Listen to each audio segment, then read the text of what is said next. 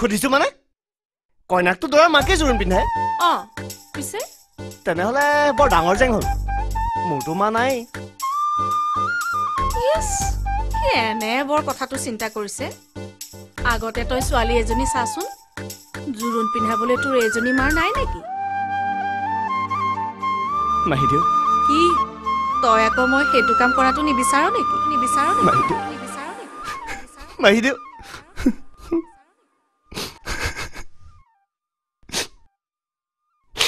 মহাদেউ কোনোমতে শুৱাই থৈ আহিছো এতিয়া তয়ো এইবোৰ আৰম্ভ কৰিলে কেনেকৈ হ'ব কি কৰিম ক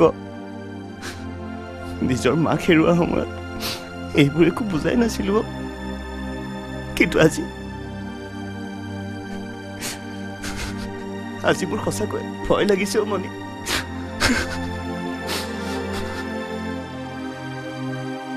তই ভয় কৰিলে কেনেকৈ হ'ব দীপ এতিয়াতো তই আমাৰ সাহস আমাৰ মানে কিয় মহাদেউৰ মোৰ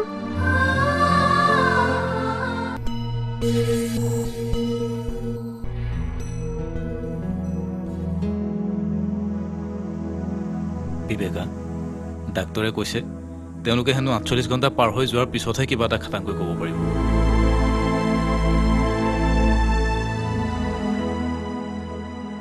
আপোনালোক ঘৰলৈকে যাগৈ মহাদেউ মিছাতে ইয়াত কষ্টহে পাব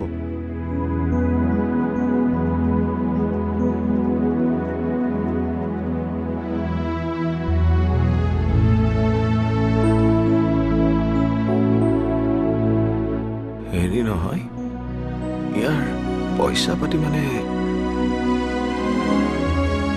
মই থাকোঁতে আপুনি সেইবোৰ চিন্তা কিয় কৰিছে মাহিদেউৰ কাৰণে ইমান কোনো আপুনি কৰিবলৈ নিদিবনে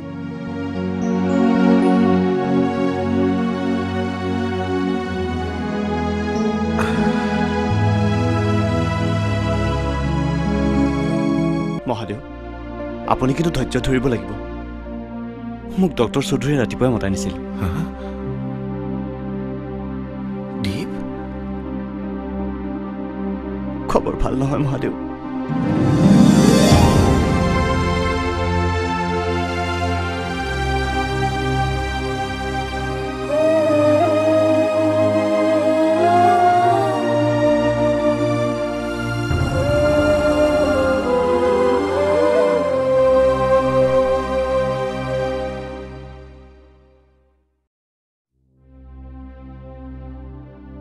কোমা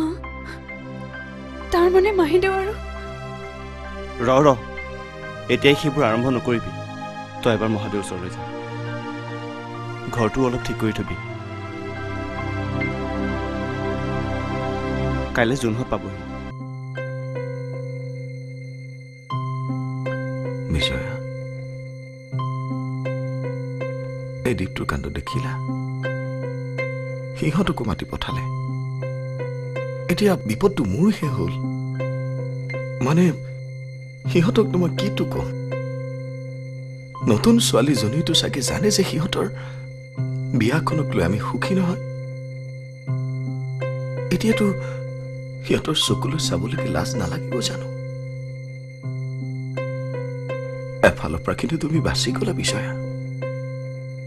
এতিয়াতো তুমি একো নোকোৱাও নুশুনাও সিহঁতকো চাগে চিনিবও নোৱাৰিবা মোক আজি তুমি মোকো চিনিব পাৰিছা জানো বিজয়া মোক আজি